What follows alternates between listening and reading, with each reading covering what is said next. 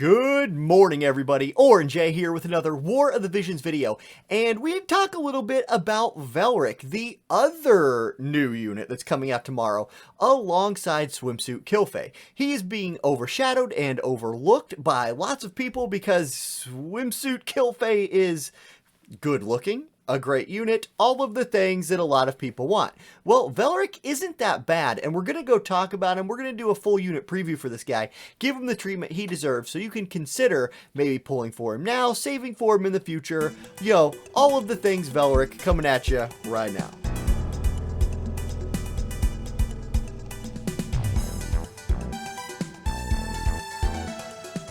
Okay, so who exactly is Velric, and what is he supposed to do? Kilphe, as you know if you watched my Kilphe preview video, is going to be an anti-magic damage dealer. She's going to have her big axe, she's going to go hit mages and kill them. Velric is going to be kind of an anti-physical damage dealer, big sword, big damage, and kill other bruisers, other physical DPS. We have a lot of units in the game who can kind of do this right now. Titus comes to mind as maybe someone who you might compare Velric to a little bit. They both have a shield in their kit that reduces physical damage. Titus can actually gain aggro to make even better use of that shield. My words. Whereas Velric does not have access to any of those aggro gaining abilities. Okay, let's just start at the beginning though. Let's look at Velric's stats. I'm going to put those on the screen, and you'll see that he has the stats to, at least in theory, do his job. His HP scales from level 99 to 120, up from 2954 to 3917.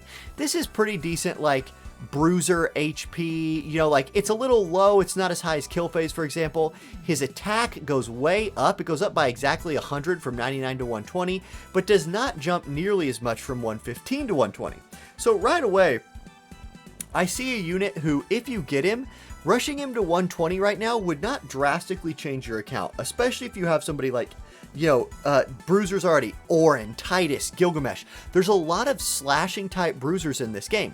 Now, if you're a new player and you don't have one of these types of units in your account yet, and you just have 300,000 Visior because you've been saving and you somehow luck into this guy on that little ticket we're getting, I do think he will do his job just fine.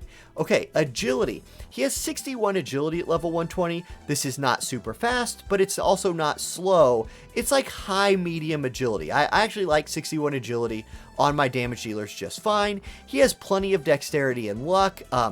His luck doesn't go up a ton from 99 to 120. You guys are seeing those stats on the screen. He has 6 defense at every breakpoint on the screen.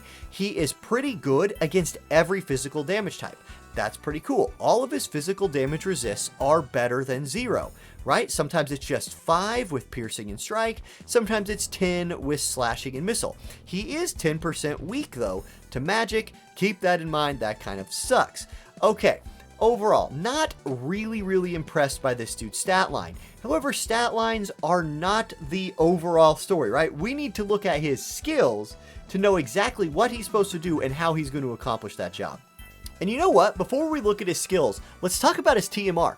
Is his TMR actually something that's good enough to consider getting him and taking him to level 99 just to get it? I'm going to say no, although it is pretty interesting, especially if you're a newer player. So first of all, it's an armor, 493 HP, 10 defense, 10 accuracy. I don't love that stat line, and generally speaking, I don't love TMR armors very much. The skill on it is a defense plus 15 and bravery plus 10 buff for allies in a nice little AoE. You can see that AoE on the screen. Okay, a defense buff is really nice, but notice that bravery up 10. This is the same amount that Cecil's TMR buffs bravery. So it looks like this could be another TMR that you could equip on a unit, if you want to raise bravery on some of your other units, and then just walk away. Put auto fight on turtles or some kind of stage you're farming, walk away for 20 minutes, and boom, you have units with maxed out bravery.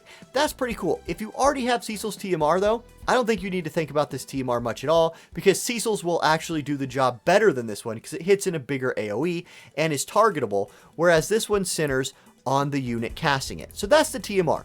Definitely not worth getting this guy and taking him to 99 just for that. However, if you are a newer player, that would be kind of a cool thing to add to your repertoire. All right, let's look at his skills. This is the most important thing that units come with, right? Skills. And we'll start with support because that's where we always start. Okay, he has his Nightblade support ability that is the accuracy, attack, and decrease in evasion. This is the same support ability that somebody like regular Elsorel has. 30% attack and 25 accuracy is really nice, and then you're just trading off -10 evasion, but you're not running this guy in his evasion unit anyway. Now, this skill upgrades to also increase his healing power by 20. I am not the biggest fan in the world of this upgrade, although I do understand it, and you'll see why they did this when we get to his main job skills. He has some healing through lifesteal built into his kit and making him like a good duelist, and this would help that dueling power. The accuracy and attack is just going to be nice anyway, so I do really like the secret of the Nightblade. Now, strength and continuous attack. This is a accuracy buff that also upgrades his punching counterattack. If you're running punching counterattack, you might run this. He then has fighting spirit from pugilist, which is an HP and attack buff, and then he has the soldier support ability that is 60% increase to attack while decreasing all of your resists by 8%. I think his best two on here are probably the 60% attack buff and the secret of the Nightblade. I think that's probably what I would run if I was running him. However, if I did want some more HP, you could drop one of those for fighting spirit. Overall, I'll give him like a solid B plus A minus on these. Clearly, he's meant to just jack that attack stat up as high as he can so he can kill people, and you can get his attack pretty high. Okay, counter abilities. He has basic ones, and I think that's the best way to describe them. He has two counter slashing attacks. One of them is elemental, one of them is non-elemental. Okay. Then he has his 2-hit striking counter attack that can be buffed through this passive ability right here to have a 50% chance of proccing. So if somebody's hitting him, he has a 50% chance of proccing a 2-hit striking counterattack for 121% damage. That's not bad, but that's really niche, and I still haven't ever seen this be like really clutch. So anyway, keep that in mind. I do like that in general he does have access to striking damage. I think that's pretty important. All right, his main job, the bread and butter of our guy here. Okay, what is he doing? He has Stun Blade. This is the basic move. I mean, you've seen it 100 times. Little bit of range, cheap AP cost, 121% damage with a chance of stunning. Pretty decent move. He has Double Resist. This is Pierce and Missile Resist times 25% buff for, him and his allies. If you are building a missile or pierce resistant team, this is a pretty important part of that build, and I like that move. Okay, Injury Sword. AoE attack, right? Hits it a nice AoE, has good range, and decreases healing power by 40 for the targets. So if you're fighting someone with like a Yuna on their team, in theory this is good, although in practice a lot of times Yuna just heals so hard, 40 decrease in her healing power seems inconsequential at times. Now if you're also playing on a map that has decreased healing power already, you can stack this on there and they basically can't heal at all. To me, this has never been one of the better moves in the game. Okay, he has Concentration. This is for him and his allies again. 30 TP, increases slash attack by 40 for him and his allies, and increases his own defense penetration by 20. Now, if we kick back here and look at his master ability, he's getting 25 defense pin from his mastery ability. Combine that with the 20 defense pin from this buff, and you're getting a guy who's kind of ignoring defense a little bit, and that's really good. Okay, now we get to like his main skill, I would say. That is Drain Rush that gets upgraded to Drain Assault. It is a 3-hit attack that gains a lot of range, actually, when it upgrades. It goes from a short range attack only at 2 to a longer range attack at 3. That 1 is a big difference, and it hits in diagonals, which is nice. Now, it's a 3-hit attack that deals 170% damage and absorbs 60% of the damage dealt. You combine that with his healing increase from his support jobs, and you can see where this guy could out-duel another physical damaging unit. He has defense penetration, he has chaining multi-hit slash attacks, and he will heal himself by using them. That's very, very nice. Like, I really like that. Then, his job level 25 ability is really good. It is the shield that paladins typically have. His is called Midnight Wall, 50% damage cut on physical damage, 3 times for himself. It has 2 casts, so we could use it in both turns of Guild Wars. It's expensive at 40 TP, which is a good thing because it generates 20 AP because of how much it costs. So I really like this kit for a slashing damage dealer. He does, however, seem to be lacking slash resistance penetration, something that Swimsuit Kilphe is not lacking, so keep that in mind. Now, subjobs. His Nightblade subjob has AP Drain and Spinning Slash. Pretty boring, you're probably never going to run that. Here's probably your best one, Pugilist. It gives him striking damage, so he does have more than one damage type, and striking damage is often the hardest to resist. Very rarely do you see somebody running strike resistance. Okay, so what's he have? He has a nice buff that gives him 20% HP and 15 defense, so he can get more defense, be better against bruising those physical units.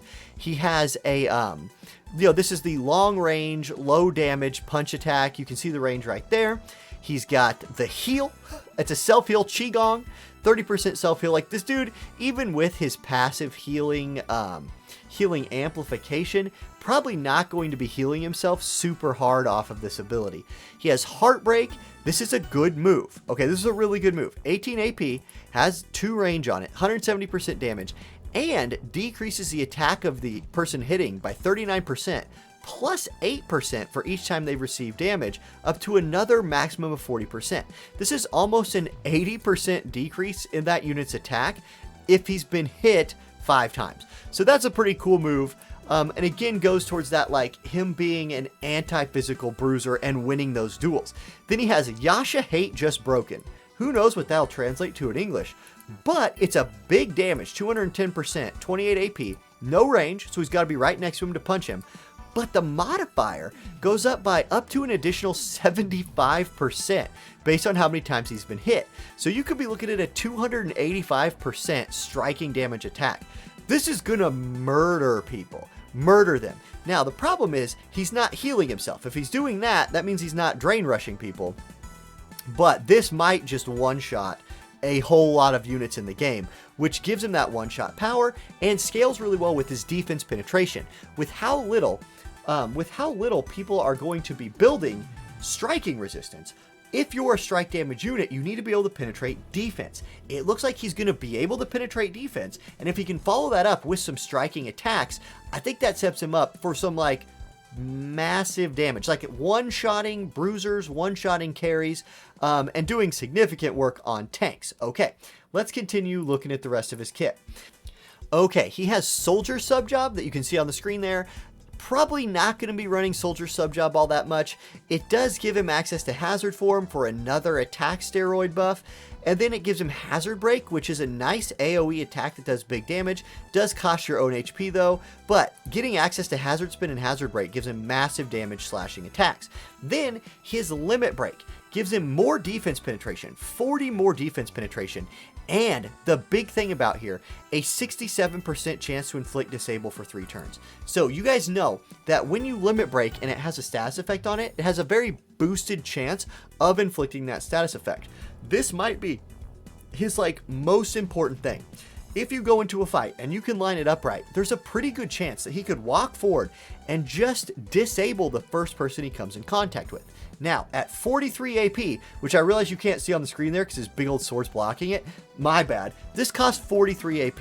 That's expensive. He's going to need maybe bells or some turns to get some of his expensive buffs online before he can cast this, but that's devastating. We've all seen King Mont and how just awful it is when he disables your team. If you can disable him first with this limit break, that means he's not AoE berserking, he's not disabling people, you can burn him down, etc. So that's a pretty dang good move. Now, let's talk about this guy just in general terms.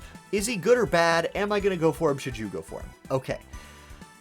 I don't think this guy is somebody who you're going to want to go for right now. Of course, if you just think he's cool and you want him and you're like, you have Gilgamesh and you want a slashing person for Gilgamesh to play with, go for it. Go nuts. Do you. But he's coming out at a time with a lot of limited units. I would suggest saving your Visior for those limited units instead of him for right now. Remember, we might be getting, just because they got it in JP doesn't mean we get it here, some kind of select ticket during the anniversary. If this is a guy you really want, maybe wait for that 1.5 year anniversary, pick him up with that select ticket, and slow build him from there. If you get lucky and pull him on that like random ticket we're getting for login bonuses next week, hey, slow build him. I think he will be a great PvE unit with somebody like Orin, with units like Gilgamesh. Ice has good slashing units already, and if you already have some, this guy will fit really well on those teams for some PvE event in the future. Other than that, I'm definitely not going to be going hard for this guy. I'm going to be passing on him. However, if I do get that select ticket during the 1.5 year anniversary, and he happens to be one of the only units I don't have, he's an easy pickup for me at that point, and I think he will serve me well into the future. Alright guys, that's the video for today. So if you like that video, remember, hit that thumbs up button. If you need some Amazon coins, you know where my Amazon coin affiliate link is, and I'll catch you all in the next video. Peace.